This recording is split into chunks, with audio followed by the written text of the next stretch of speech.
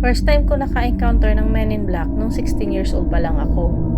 Noong araw na yon, hindi ako mapakali. Yung tipong hindi ako matali sa isang pwesto. Umuulan din kasi nung araw na yon at kahit gustong gusto kong ulan, hindi pa rin ako mapalagay. So, pauli-uli lang ako sa loob ng bahay at bukas-sara lang lagi ako ng refrigerator. Nung ika-5 punta ko na sa kusina, narinig kong umungol yung pusa ko sa labas. Tiningnan ko yung pusa ko sa bintana since nakaharap lang din sa bintana yung puno na tinatambayan niya. Nakita ko yung pusa ko. Takot na takot dahil nakataas ang kanyang mga balahibo pati na rin ang kanyang buntot. Chinek ko kung ano yung kinatatakutan niya at inisip ko na baka may nakita siyang hayop sa may driveway or sa sidewalk. Pero ang nakita ko ay isang lalaki na nakatayo sa may driveway. Nakasuot siya ng black suit. Kahit umuulan ay mukhang tuyo ang kanyang damit at napakalinis ng kanyang sapatos. Wala rin siyang mukha. Pero kahit wala siyang mukha, alam na alam kong nakatitig siya sa akin. Nangilabot ako at nagtitigan lang kami ng nilalang na yon. Bigla ba namang may dumating na 1940 black Cadillac at saka sa pagkakaalam ko, wala kaming kapitbahay na may ganong klaseng sasakyan. Nang dumaan yung sasakyan sa likod ng lalaki, nag-fade bigla yung lalaki. Pagkatapos nakita ko na lang sa kabilang sidewalk yung Man in Black at nawala na rin ng parang bula. Yung pusa ko takot na takot pa rin.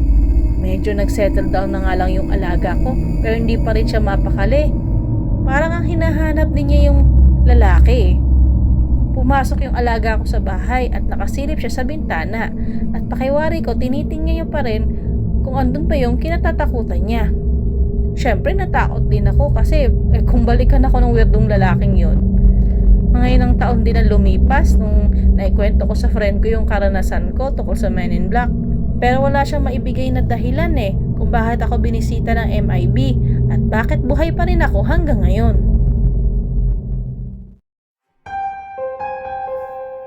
Meron akong tita na mahilig sa mga conspiracy theory. Itago na lang natin siya sa pangalang Matilda. Isang araw, na nagre-research siya about sa Israel, may nakita siyang paste bin na may nilalamang stories tungkol sa country na yon. Medyo weird nga yung mga stories na nakalagay sa paste bin. Yung tita ko nga pala nakatira sa location na malayo sa main road. At hindi ka basa-basa makakapunta doon unless na makarating ka na sa area na yun before. Isang linggo, pagkatapos mabasa ng tita ko ang mga stories sa paste bin, may isang itim na sasakyan na nagpark sa dirt road. Habang parating pa lang yung sasakyan sa bahay ng tita ko, yung tito ko, kinuha yung AR-15 at pumunta sa front porch. Dahan-dahan lumabas yung dalawang lalaki na nakasuot ng black suits. Sumigaw ang tito ko. Anong may tutulong ko sa inyo?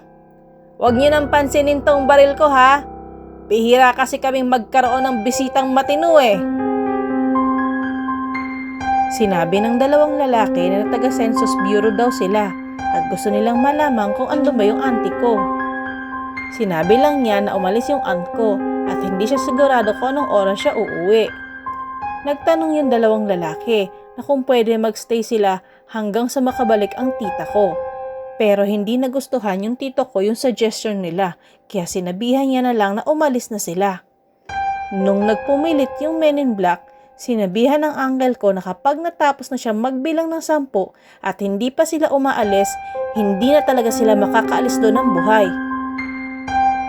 Tinaas ng dalawang lalaki ang kanilang mga kamay at sinabi nila na wala silang balak na masama. Bago sila umalis, nag-iwan pa sila ng mensahe para sa tita ko. Pakisabi kay Matilda na mag-ingat sa paggamit ng computer. Baka kasi ma-infect ng virus ang computer niya. Pagkaalis nila, nag-set up yung uncle ko ng trail cam dun sa may dirt road. Pero hindi na niya ulit nakita ang Men in Black.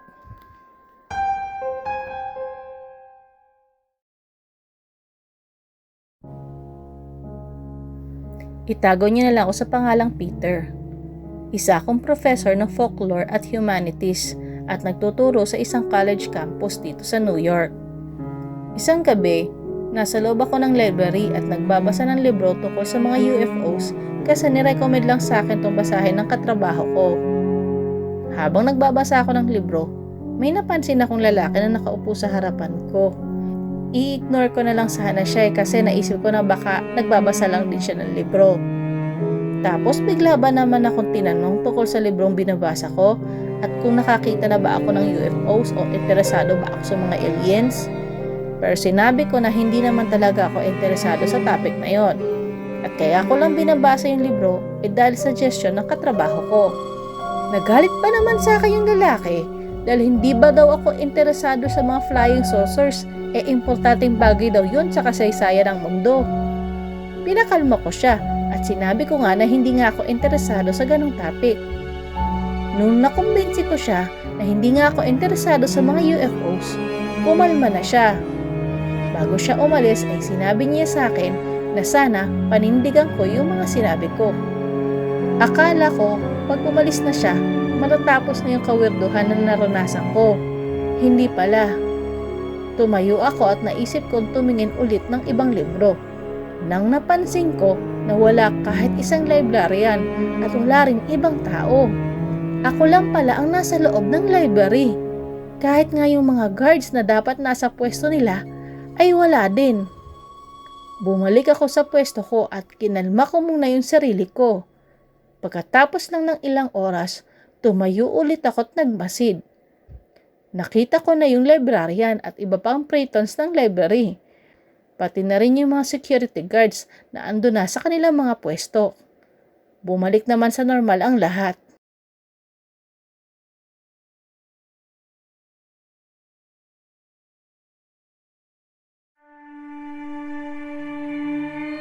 Itago niyo na lang ako sa pangalang Manuel.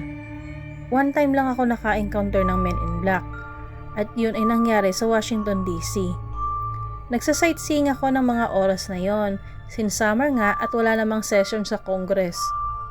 Since wala man akong nakitang interesante, naisip ko pumasok sa State Department building. Naglalakad-lakad ako sa loob ng lobby. Tapos napansin na ako ng security guard kasi bawal ata ang outsiders doon. Ihahatid na niya ako palabas ng building nang may napansin akong kakaiba.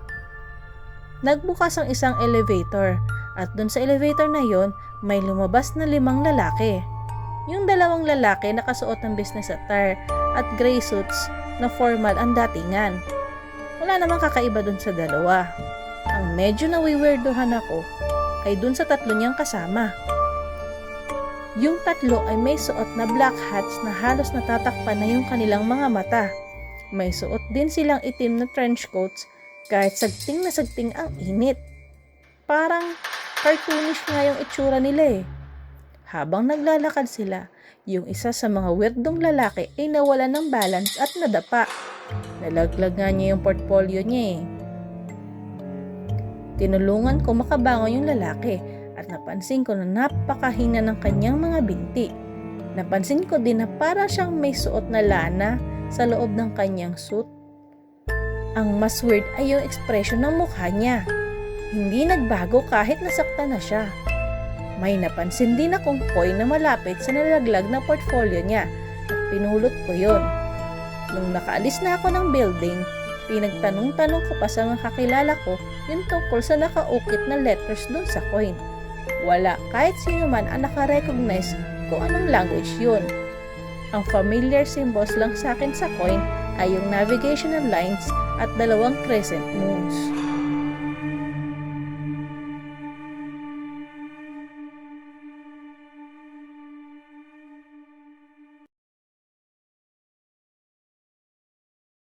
Shoutout po sa mga subscribers at mga nanonood. Kotreya Horror Stories, Lynn Vlogs, Berry Nayan Channel, Tolits Mix Vlog, Enzo Carmona, Pulan. I also want to thank Efficient Plane and Charlie Ain't Here of Reddit for sharing their stories with us. Kung gusto niyo pong magpadala ng mga nakakatakot na stories, either fiction po o kaya naman po ay based po sa totoo niyo pong experience, pwede niyo pong ipadala sa thstagaloghorrorstories@gmail.com. Maraming salamat po sa pakikinig!